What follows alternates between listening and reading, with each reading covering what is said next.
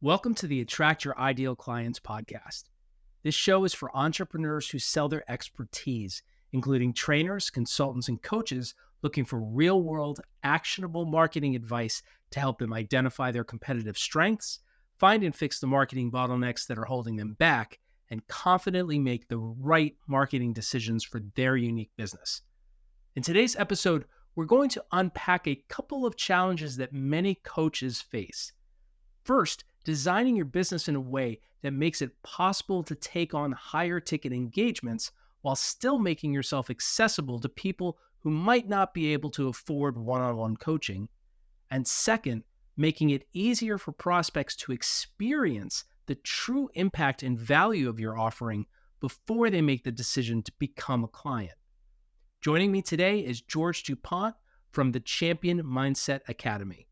Now, before we get started, if you've hit a plateau in your training, consulting, or coaching business, I want to invite you to visit marcusschaller.com/subscribe for weekly troubleshooting guides and tips to help you find and fix the weak spots in your marketing that are holding you back, fine-tune your positioning and marketing strategy, and start growing again by attracting more of your ideal clients. Again, that's marcusschaller.com/subscribe. So thanks for joining me today. I want to start out by, if you could just, in maybe, 2 or 3, 4 sentences, just describe to listeners what it is you do, the problems you solve, and how you help people. So we are a mindset, mental toughness, and peak performance academy. And we basically mostly deal with athletes and high-end individuals who are looking to improve their performance. And basically, we're looking at trying to build mental toughness, resilience, focus, motivation. And we do that through, different mindset techniques, different conversations, building self-awareness, and then trying to build belief and optimism. I love it. I know that that's been a huge project for myself personally over the last few years. And, it's the most important thing. You can have all the hard skills in the world, but if you don't have the mindset and the resilience, it almost doesn't matter, right? 100%. My background is professional hockey. So, you watch hockey games and you see a guy who doesn't have the physical ability, may not even have the exact same talent yet. When it comes down to crunch time, he outplays, players that you feel are more physically gifted or a little bit more talented. He shows up in pressure situations and he's more consistent, right? And that's the difference of mindset and mental toughness. 100%, 100%. So we chatted about a week ago, and today, I do different types of episodes, right? So for people listening, what we're talking about today is you were kind enough to come onto the show and share a little bit about, hey, these are some of the things that you're challenged with as you build your Yes. business, right? So, being generous and sharing that today with me and the people listening so that they can benefit from what we're going to talk about. And what we're going to do today is really see if I can help you unpack that a little bit, right? If Yeah.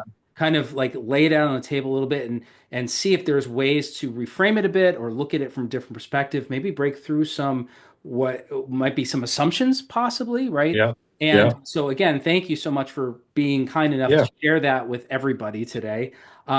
Let's start out with what you had shared with me last week when we talked. You said one of the main challenges that you're facing right now as you build the business, as you structure the business, is really balancing like the higher ticket consulting, coaching, advising work that you do, let's say with executives, right? Uh, with balancing that with making what you teach and how you help people, making it accessible to more people. And that included young people, kids, maybe Yeah. teenagers, right? That are, that you have that coaching background or you have that athletics background. So just kind of like share a little bit more about what that challenge is like and where you're a little bit stuck right now with it.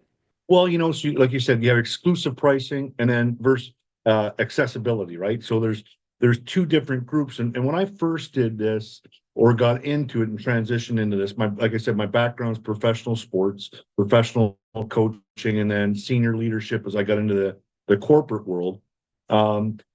my desire is to give people access to things that allow them for self-improvement, allow them to become more confident, more resilient, more focused. And the issue is that, as a coach, you have limited time and availability. So you're trying to, find ways to create enough income so that you can offer things to everybody.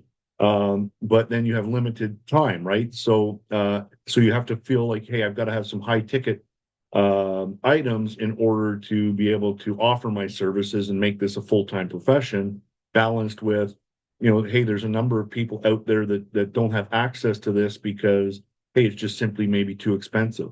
And so it takes a little bit of creativity in being able to scale your program, and how you end up offering your group sessions, and combined with maybe some one-on-one teachings and stuff like that, so that somebody does get the individual attention they need to be able to understand and apply the techniques, exercises, and tools that you give them in order to improve their mindset, right? Because it is about training, and it's very difficult to do on your own if you don't have a coach, mentor, or an accountability partner.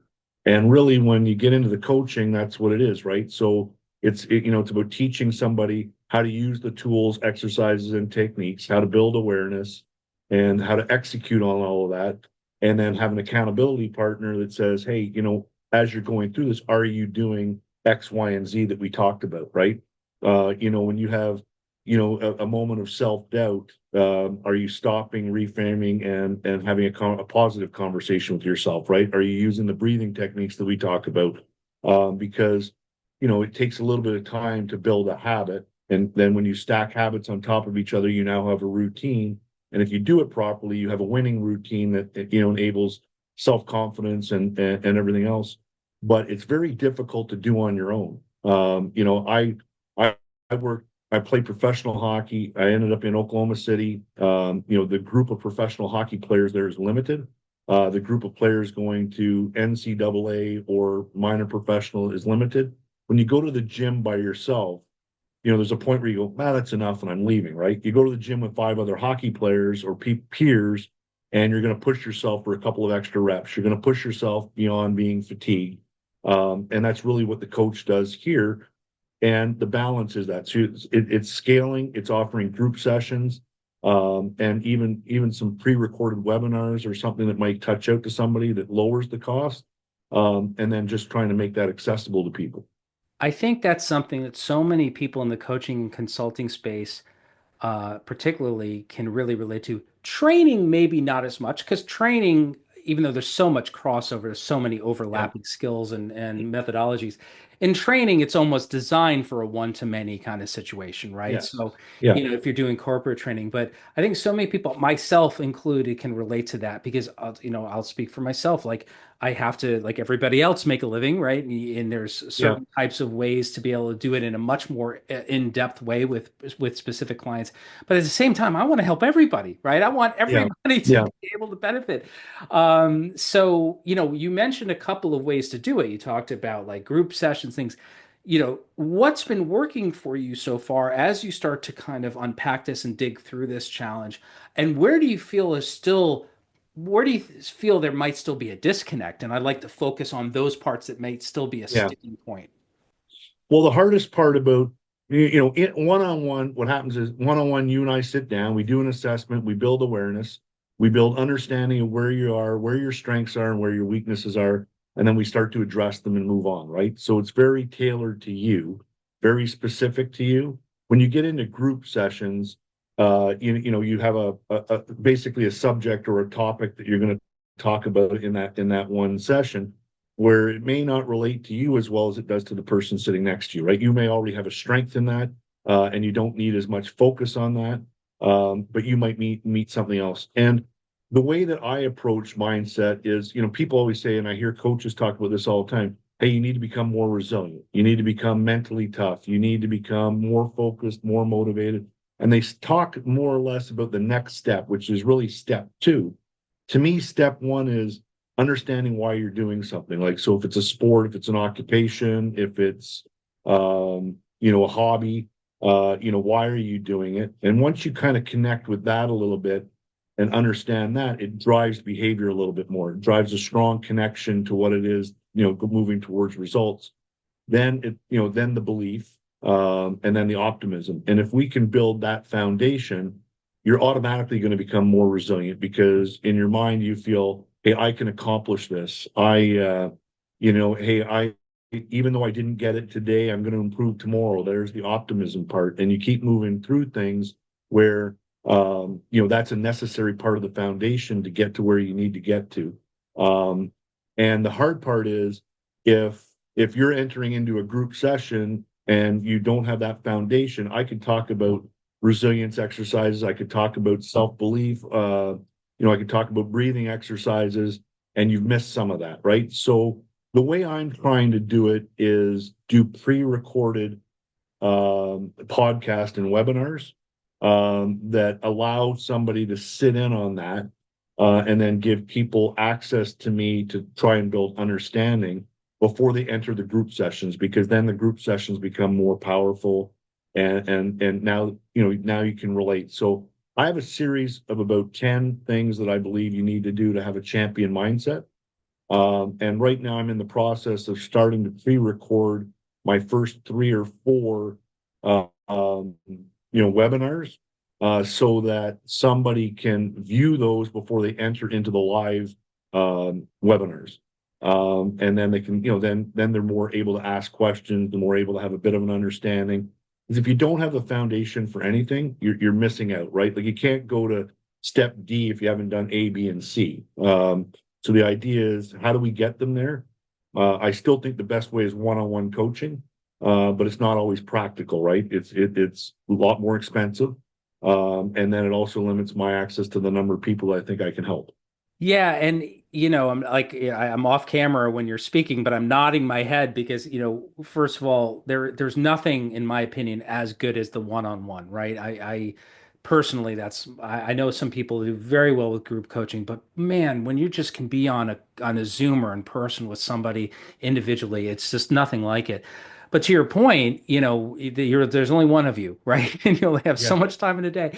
So, maybe one way I think this is how a lot of people look at it is like to your point, it's not maybe even not perfect, right? But you're looking at it and Yeah. saying, hey, there's a foundation here that they really have to get. And if I want to be able to reach more people at the same time for the same cost, by pre-recording this, I'm trying to replicate the one-on-one experience in the best way I can, which is never Yeah. going to be as the same, right? So I mean, it seems like you already have a good handle on how to move through some of those challenges, right?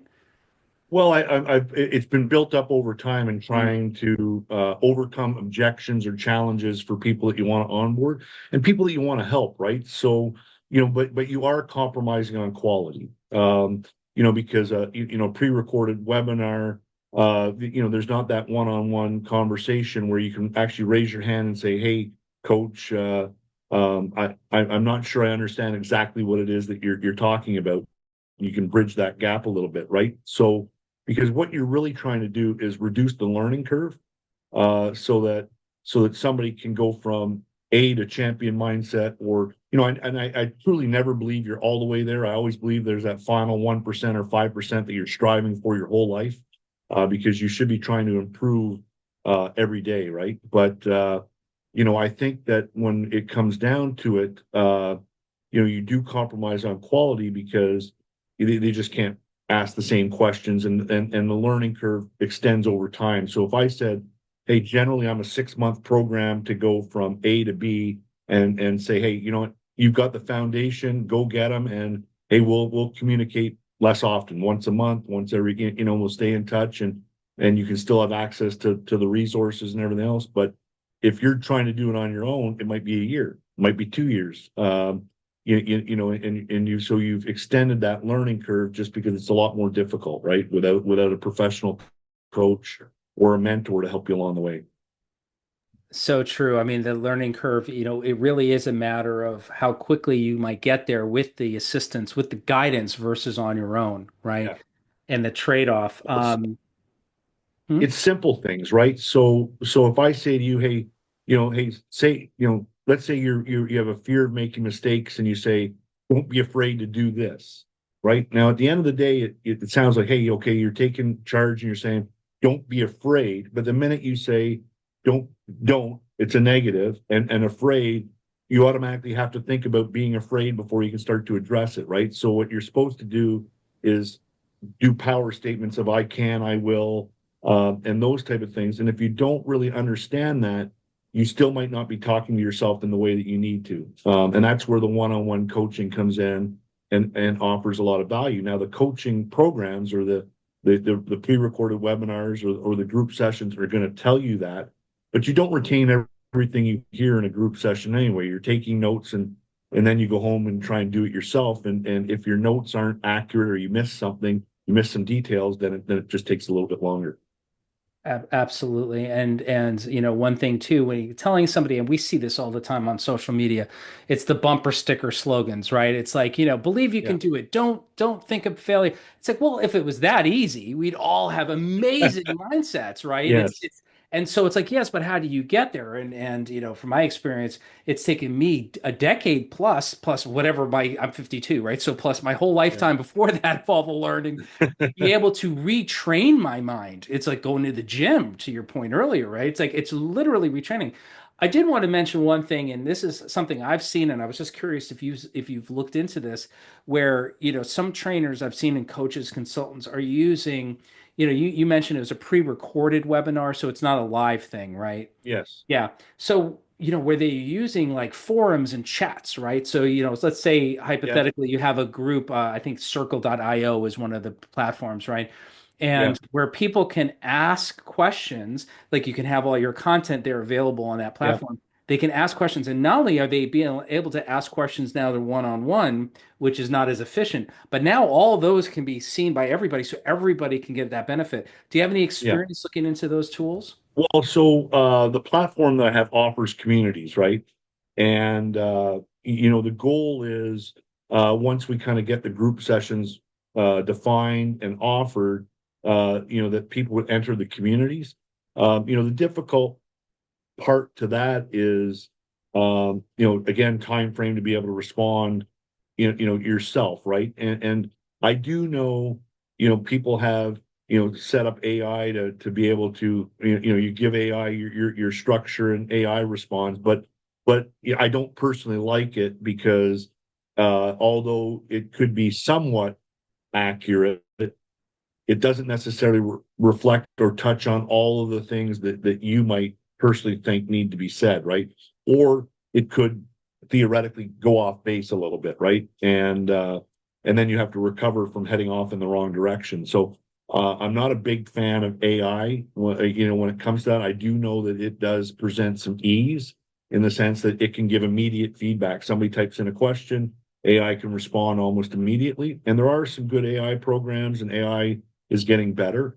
But I still don't think it's the same as the one-on-one connection and then, also the understanding of the student, right? So over time, even in a group session, as teachers do in a classroom, as coaches do with a team, as managers do with their staff, you start to build a connection and understand the individual, which allows you also to respond in such a way that you're being unique to that individual over time, right? So you hear from that individual 10 times and 7 times he's showing a pattern.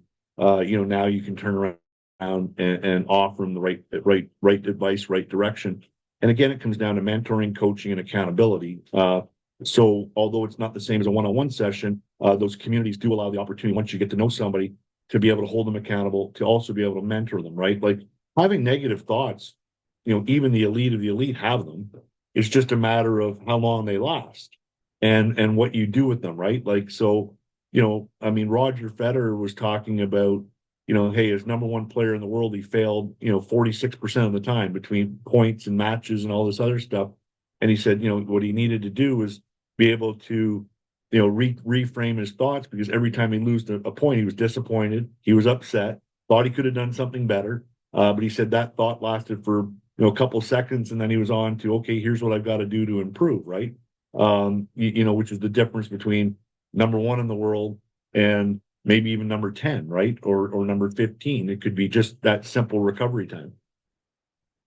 Yeah, totally. That's why, again, everybody's a little different and different. They're in different stages at that. And the difference between a number one and a number 10 can be a fraction of a fraction. It can be a tiny difference in their habits.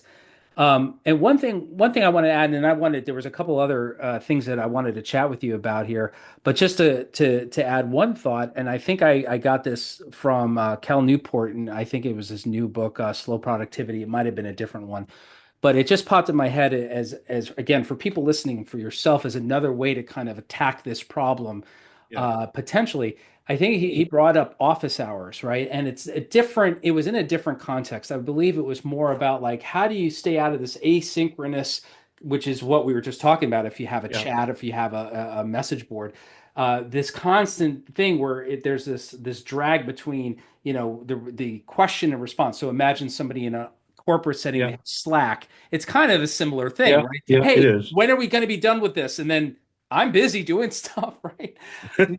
And he brought Yeah. up an interesting point about having office hours, which I love, even just in efficiency for workplace. But I think it might apply to this kind of challenge, where you say like, "Hey, listen, I can't have one-on-one to everybody, right? That's at Yeah.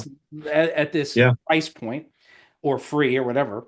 But I can set aside a half hour a day, or an hour every other day, whatever it is. It can be an hour a week, where I say these are Yeah. my open hours.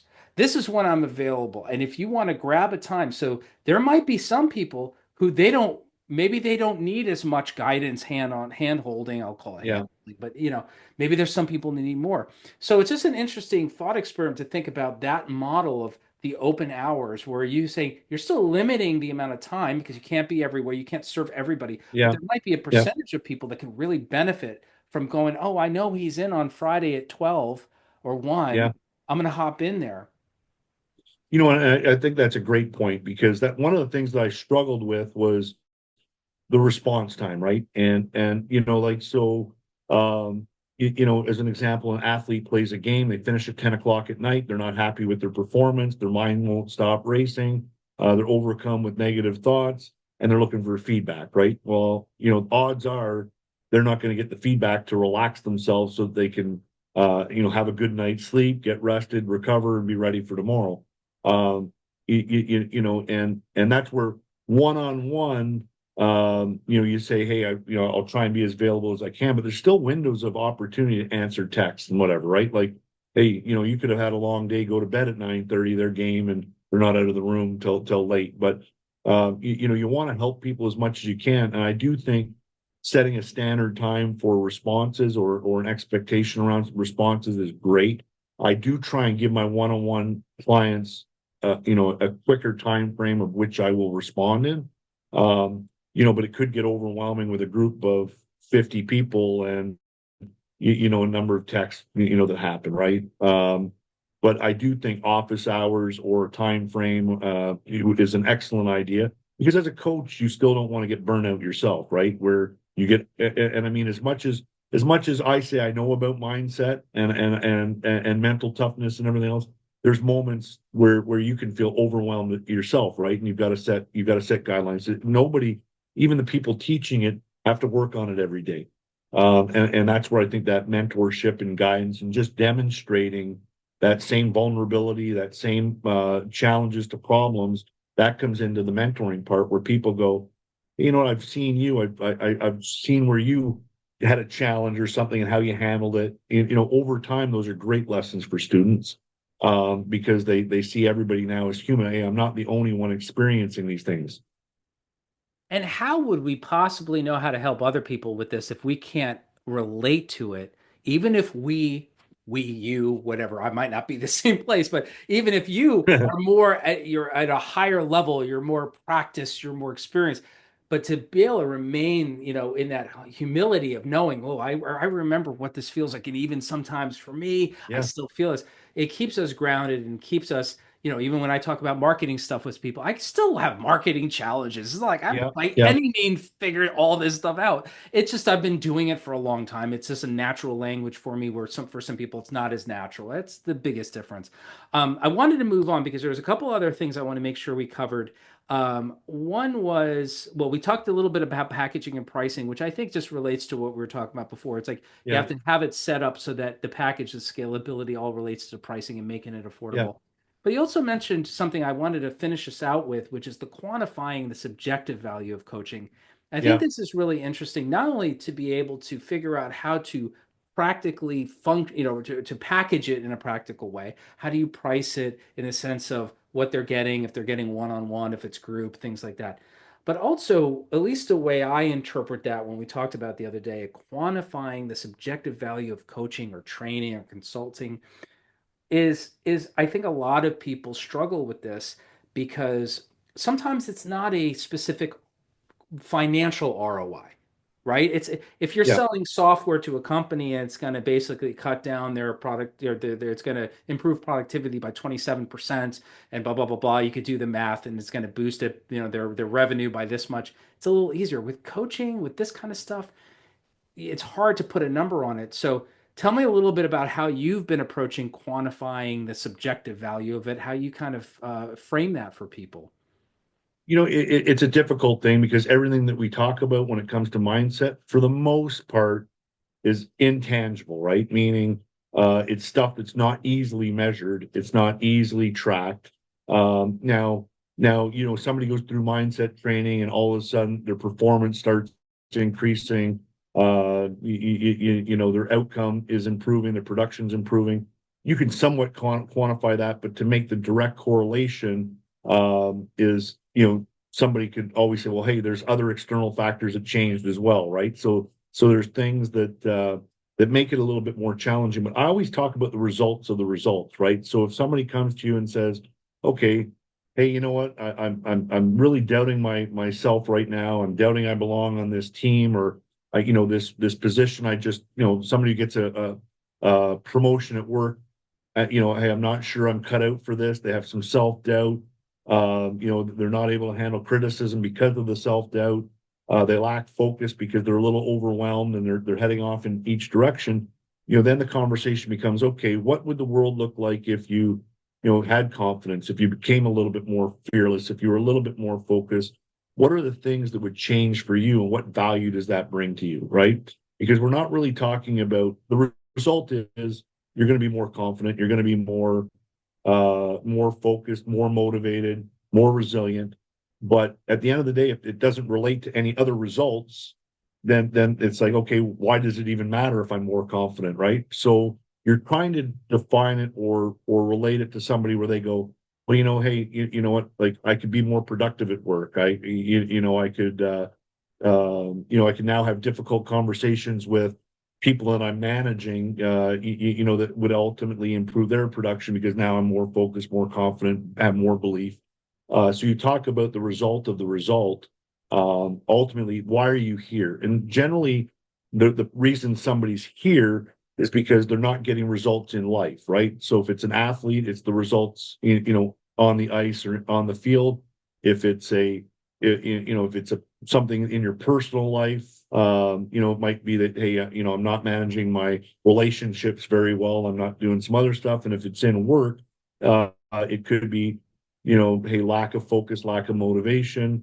So you talk now, okay, what would this do for you with what it is that's important to you, or what you perceive to be important to you, right? Because you also might have the wrong perception of what's important to you, right? Like, hey, and the only reason why it's important to you is because Bob said it should be, or mom said it should be, or something like that, right? So getting back to finding that purpose and what's truly important to you, connecting to your own values helps. And then also going back through the result. What result would that do for you? Now they can quantify a little bit of that with you, as far as what is that worth to you? And if I sit back and say, what is it worth to me as a coach? Well, here's the income I want to make on the available hours I have a week, and this is what my expertise is, and this is what I'm willing to offer. Now you ultimately have to make the decision on whether or not it's worth for you, right? But I personally find confidence, focus, motivation, fulfillment, and satisfaction priceless, right? Like if I told you that by going through this, you're going to achieve more of your goals, you're going to be more satisfied and more fulfilled. As long as you still had some resources to live a meaningful life, you'd probably be able to find the resources to pay it, right? The problem is, mental toughness for a long time, and mindset. It was something that a lot of people either felt you had or you didn't have. You either are or you're not. And it's been proven over and over again that it can be taught, right? That people can change. They're more pliable. Their brain's more pliable. There's behavioral techniques. There's reframing. There's belief building. There's all sorts of different things that you can do, and your body and mind will reform and will transition. So there is a value to that, but it's trying to make the other person understand what that is. Like I said, I think it's priceless. I mean, if you could go through every day with less stress, less anxiety, more confidence, more satisfaction, more fulfillment, I think it's priceless. Now, what does that truly mean? Only the person on the other side can really help define that. So you're trying to let them kind of come up with what that value is for them. And then they could either decide whether my price point is too high or too low based off of what they believe. But I do think you still want to make it accessible to everybody, which is hence why you're trying to offer it in such a way that almost anybody could afford it. Which is again comes back to that same tension of scaling, helping Yes. more people and doing it within the physical reality of being an individual human being, right? We're not Yes. an AI Yes. yet where you're Yeah. downloaded into a computer. Well, when you do this, you say, okay, hey, I'm charging you X per hour. But on the one-on-one sessions, what people don't understand is that if I'm really giving you the services you deserve, there's preparation before, there's the hour that you get for your month or weekly session, and then there's the wrap up after where I send out, summary, next steps, all these other things. Here's the goals for the week, here's the exercises you need, here's whatever. And there's all that stuff. So if I'm giving you what you need, I'm actually giving you 2.5, 3 hours a week, not just one, right? And most people don't understand, or they only relate to the 1 hour where they're physically on the screen with you, or they're physically having a conversation with you. They don't understand, hey, if I want quality from George, George is going to have to put in an extra hour to 2 hours a week on me to give me the quality that I want from him, right? The service that I demand.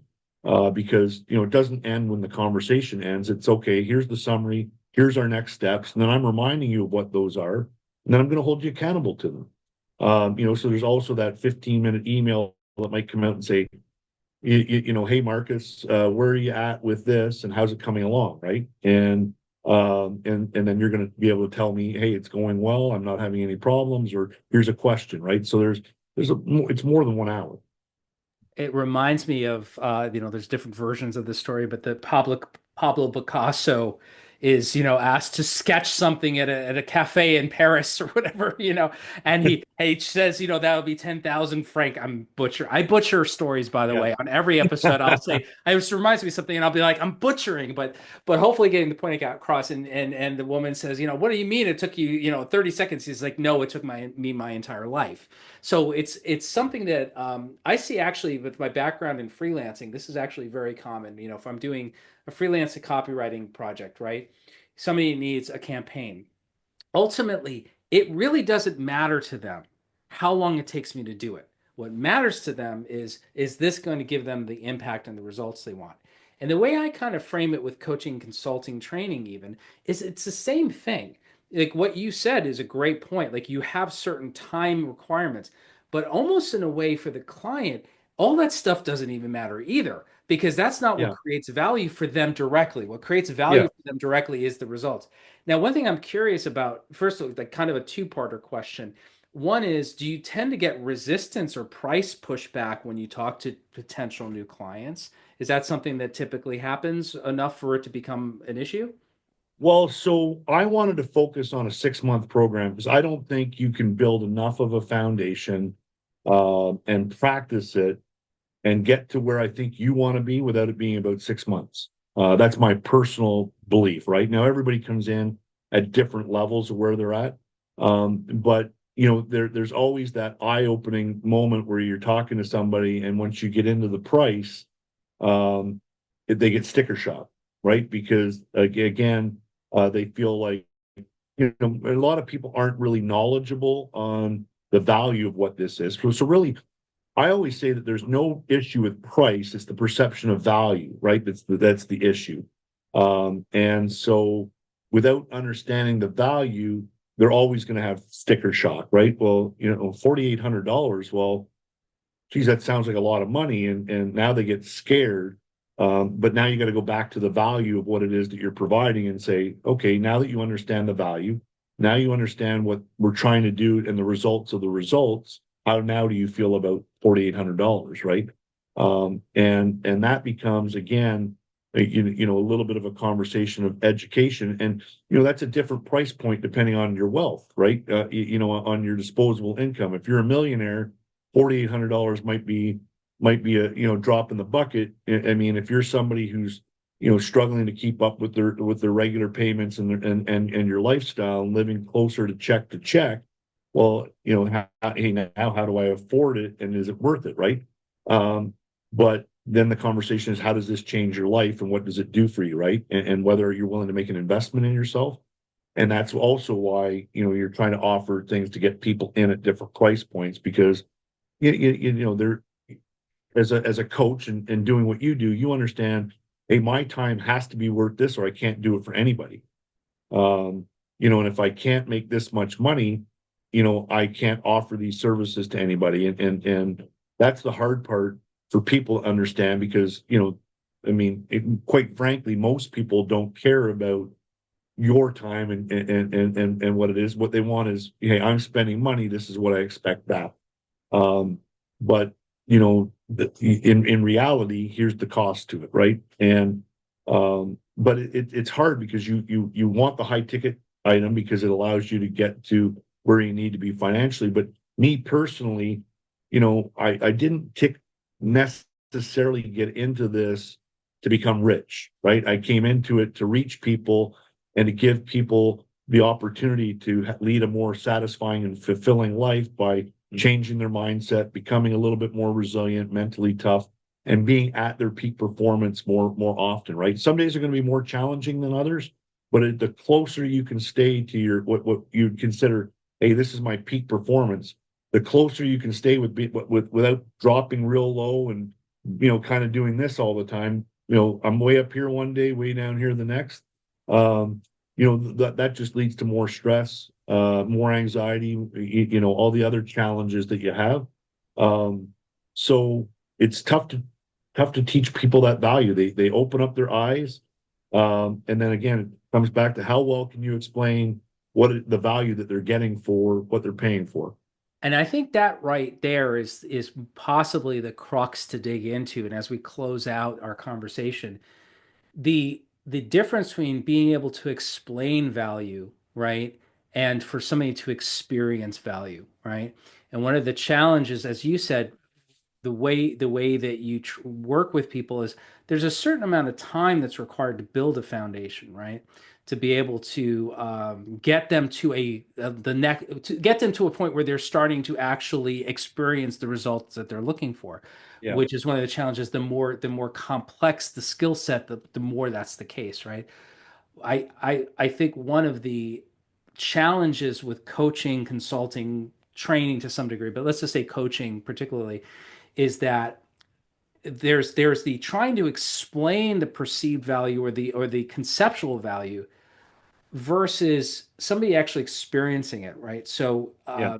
when you have a situation where, you know, again, I'll go back to copywriting. If somebody that I'm talking to, if I were to explain the value of copywriting, for most cases, they'd be like, whatever, like, okay, it doesn't really mean anything to Yeah. me. Yeah. But if I were to create a campaign for them that started bringing in business, now all of a sudden they're experiencing it, right? So it's Yeah. a very different kind of conversation. So one thing that to consider as you think about how to be able to quantify this subjective value, understanding that for the most part, yes, you said earlier, they're not really all that worried and bothered about what your living expenses are. It would be Yes. nice if they Yeah. were, right? But we all perceive value based on the things we're trying to achieve in life. And one thing to consider is that I've seen this work very well with other coaches.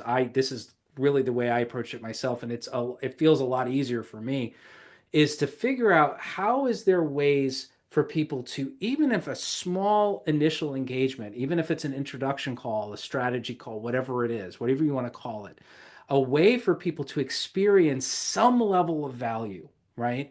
Some level of, even if they're not there, it doesn't mean they've achieved the goal. They're not coming out of it feeling like I now have a perfect mindset. But even where it's like they're getting a taste of it. There's another book that I really love called Give to Grow that came out recently. And he gives the example of this is coming from like a professional services kind of consulting firm kind of world, right? And he gives the example of his wife they were at a restaurant. Somebody came by with the wine menu, and there's these very expensive bottles of wine. They're like, trying to justify the idea of buying this wine. And the sommelier came out and brought them a couple of small glasses to taste it. And they were like, oh, this is Yeah. amazing.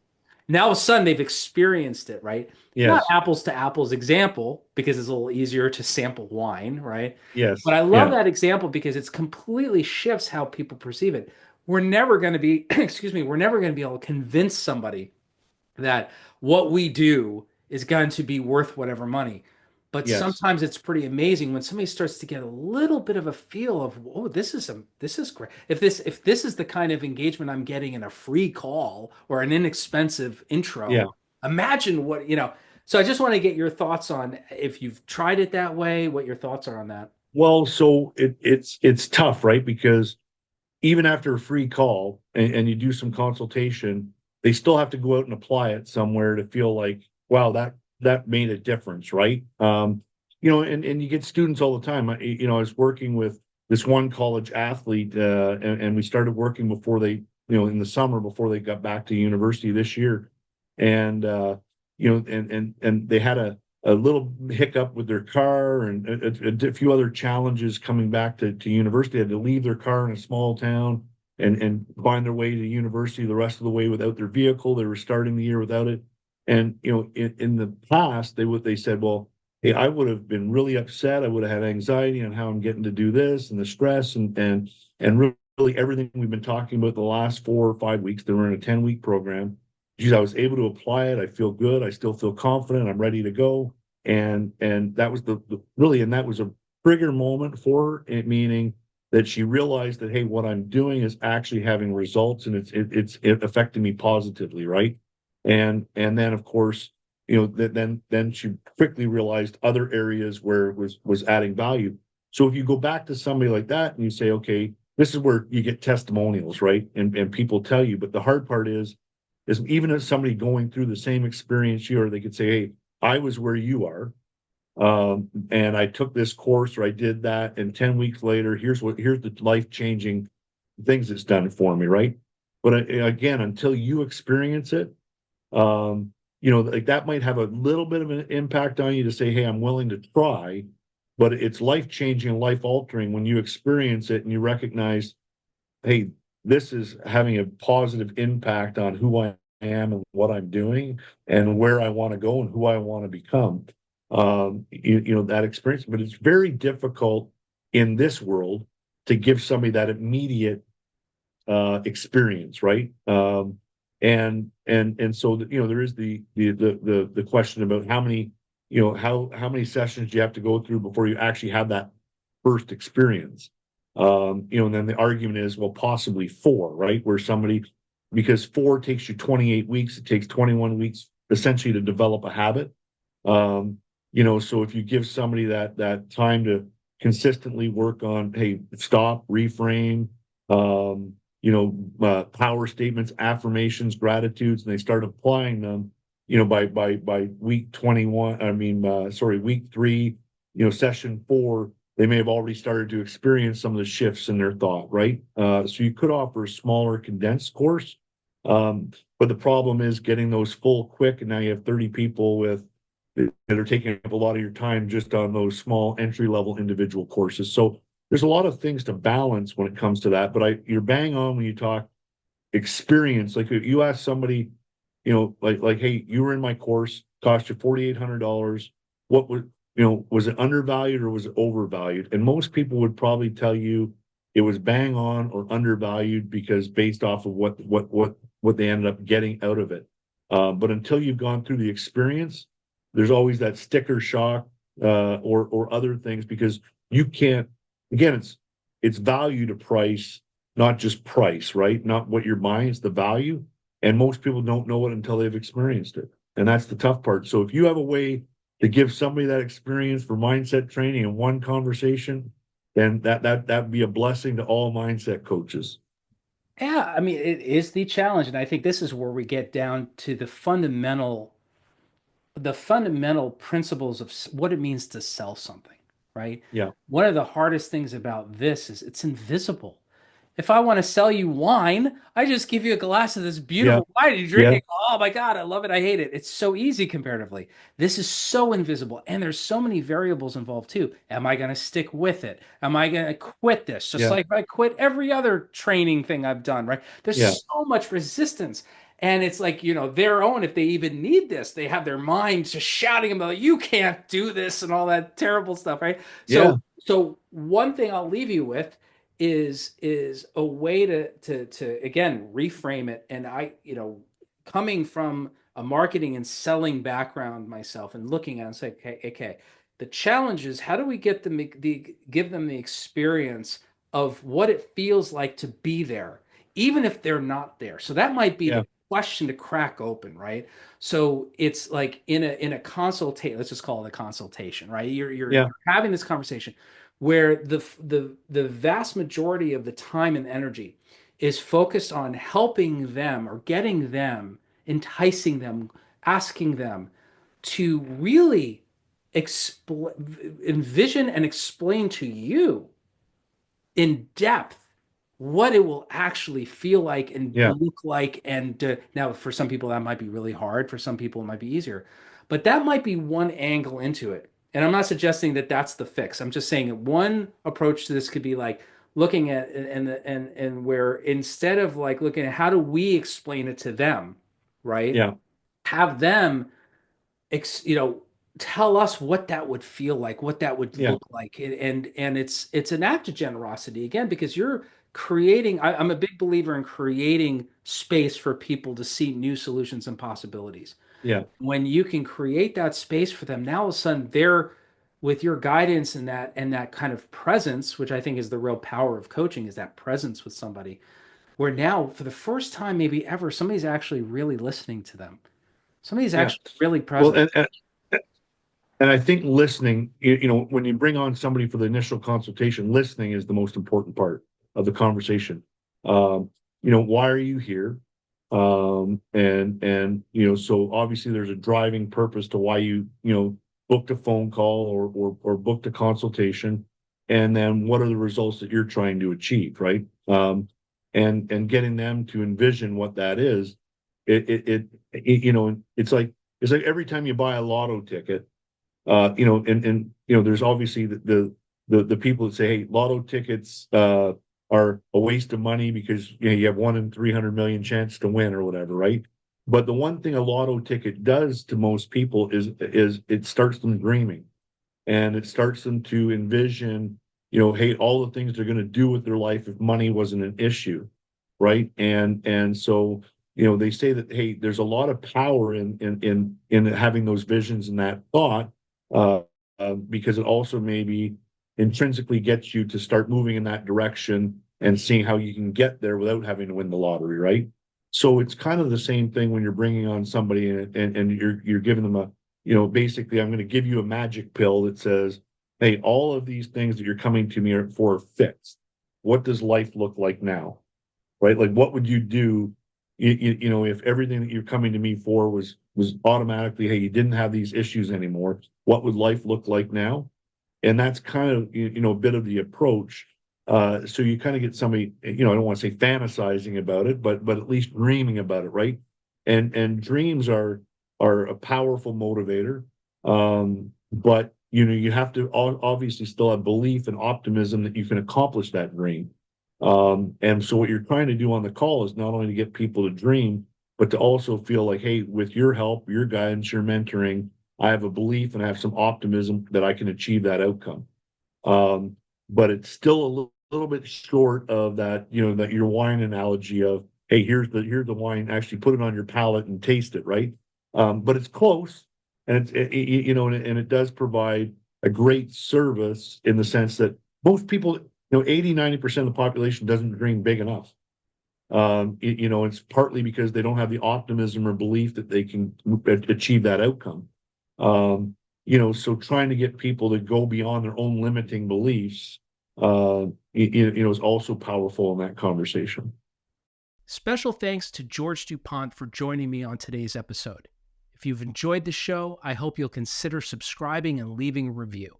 And don't forget to visit marcusschaller.com/subscribe for weekly troubleshooting guides and tips to help you find and fix the weak spots in your marketing that are holding you back, fine-tune your positioning and marketing strategy, and start growing again by attracting more of your ideal clients. Again, that's marcusschaller.com/subscribe.